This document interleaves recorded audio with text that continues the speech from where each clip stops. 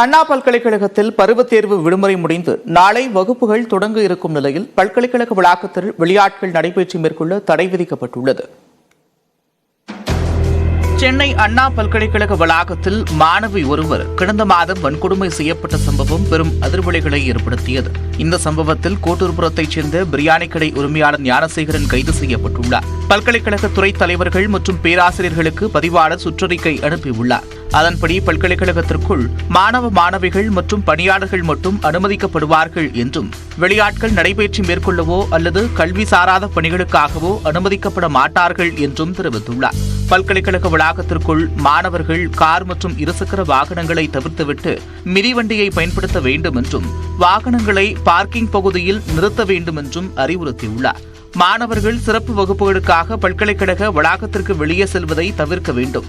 காவலன் உதவி செயலியை பதிவிறக்கம் செய்து கொள்ள வேண்டும் என்றும் அறிவுறுத்தியுள்ளார். ஸ்விக்கி, ஜொமேட்டோ, அமேசான் போன்ற ஆன்லைன் டெலிவரி நிறுவன ஊழியர்கள் நுழைவாயில் வரை மட்டுமே அனுமதிக்கப்படுவார்கள் என்றும் கூறியுள்ள பல்கலைக்கழக பதிவாளர், கட்டுமான தொழிலாளர்கள் வேலை நேரத்திற்கு பிறகு வளாகத்தில் தங்குவதில்லை என்பதை உறுதிப்படுத்த வேண்டும் என்றும் கேட்டுக் கொண்டுள்ளார். நாட்டு நலப்பணி திட்டம், ரெட் கிராஸ் உள்ளிட்ட பயிற்சிகளின் போது மாணவர்களுடன் வகுப்பாசிரியர் இருப்பதை உறுதி செய்ய வேண்டும் என்றும் அறிவுறுத்தியுள்ளார். மாலை மற்றும் இரவு நேரங்களில் பல்கலைக்கழக வளாகத்தில் பாதுகாவலர்கள் ரோந்து செல்ல வேண்டும் என்றும் வளாகத்தில் நடைபாதையோரம் தேவையான மின்விளக்குகள், சிசிடிவி கேமராக்கள் பொருத்த நடவடிக்கை எடுக்கப்படும் என்றும் அண்ணா பல்கலைக்கழக பதிவாளர் தெரிவித்துள்ளார். உதகையில் தோடர் பழங்குடியின மக்கள் 75க்கும் மேற்பட்ட கிராமங்களில் வாழ்ந்து வருகின்றனர். அவர்கள் தங்கள் பாரம்பரிய விழாவை கொண்டாடி வருகின்றனர். இது தொடர்பான கூடுதல் விவரங்களோடு இணைக்கிறார் செய்தியாளர் ஐயாசாமி. விவரங்கள். நந்தா, நீலகிரி மாவட்டத்தில் வாழக்கூடிய தோடர் பழங்குடியின மக்கள் ஆண்டுதோறும் இந்த முற்பர் எனப்படும் திருவிழாவை கொண்டாடி வருகின்றனர். அந்த பண்டிகையானது இன்று உதகை அருகே இருக்கக்கூடிய முத்தநாடு மண்டு பகுதியில் கோலாகலமாக கொண்டாடப்பட்டது. குறிப்பாக நீலகிரி மாவட்டத்தில் உள்ள 70க்கும் மேற்பட்ட கிராமங்களைச் சேர்ந்த தோடர் இன ஆண்கள் மட்டும் பங்கேற்கும் இந்த கோவில் திருவிழா இன்று விமர்சையாக நடைபெற்றது. கூம்பு வடிவிலான தேக்கீஸ் அம்மன் கோவில் முன்பு கூடிய தோடர் இன ஆண்கள் அங்கு வழிபாடு நடத்தினர். பின்பு ₹1 காணிக்கை செலுத்தி அங்கு வழிபாடு நடத்திய பின்பு அவர்கள் பாரம்பரிய நடனமாடி அவர்களின் கடவுளை வழிபட்டனர்.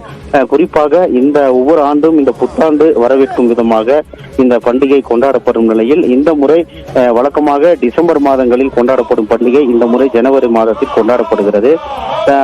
தாங்கள் வளர்க்கும் எருமைகள் இனவிருத்தி பெருகவும் தங்கள் இனம் பெருக இந்த வழிபாடுகள் நடத்தப்படுவதாக கூறியுள்ள தோடர் இன பழங்குடியின மக்கள் இன்று நடைபெற்ற திருவிழாவில் கலந்து கொண்டு கடைசியாக இந்த எருமை பாலில் கடைந்தெடுக்கப்பட்ட மோரை பருகி அவர்களின் திருவிழாவை நிறைவு செய்தனர்.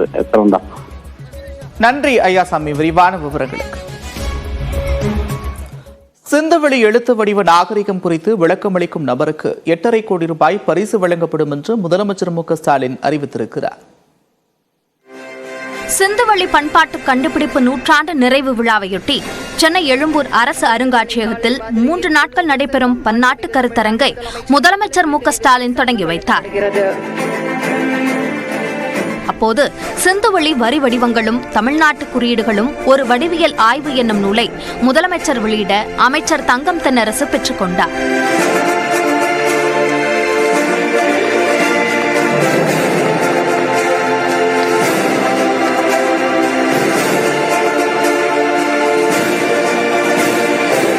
தொடர்ந்து சர் ஜான் மார்ஷல் சிலை அமைக்க முதலமைச்சர் மு.க. ஸ்டாலின் காணொலி காட்சி வாயிலாக அடிக்கல் நாட்டினார்.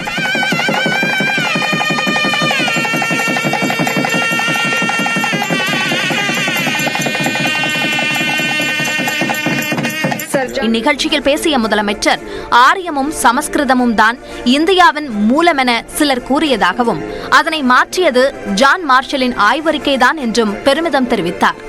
அவரது ஆய்வறிக்கை இந்திய துணை கண்டத்தின் வரலாற்றில் திருப்பு முனையை உருவாக்கி கடந்த காலம் பற்றிய புரிதலை மாற்றியமைத்ததாகவும் கூறினார். சிந்துவெளி நாகரிகத்தில் உள்ள குறியீடுகளும் தமிழ்நாட்டில் கிடைக்கும் குறியீடுகளும் 60 விழுக்காடு ஒத்துப்போவதாகவும் அவர் தெரிவித்தார். மேலும் சிந்துவெளி நாகரிக ஆராய்ச்சியை மேற்கொள்ள தலைசிறந்த தொல்லியல் அறிஞர் ஐராவதம் மகாதேவன் பெயரில் ஆய்வு இருக்கை அமைக்க 2 கோடி ரூபாய் ஒதுக்கீடு செய்யப்படும். கல்வெட்டு ஆய்வாளர்களை ஊக்குவிக்கும் வகையில் ஆண்டுதோறும் 2 அறிஞர்களுக்கு விருதுகள் வழங்கப்படும் என்பன உள்ளிட்ட 3 அறிவிப்புகளை முதலமைச்சர் வெளியிட்டார்.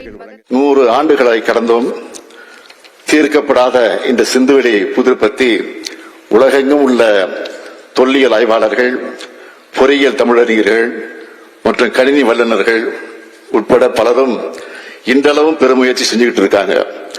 அந்த முயற்சிகளை ஊக்கப்படுத்துகிற வகையில் சிந்துவெளி புதிருக்கான உரிய விடையை கண்டுபிடிச்சு சிந்துவெளி எழுத்து முறையை தெளிவா புரிஞ்சிக்க உதவும் வழிவகையை தொல்லியல் அறிஞர்கள் இருக்கும்படி விலைக்கொணரும் நபர்கள் அல்லது அமைப்புக்கு $1 மில்லியன் அமெரிக்க டாலர் பரிசாக வழங்கப்படும்.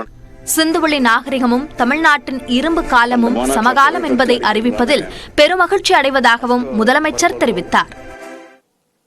தொடரும் அண்மை செய்திகளுக்கு இணைந்திருங்கள். The News 18 Tamil Nadu.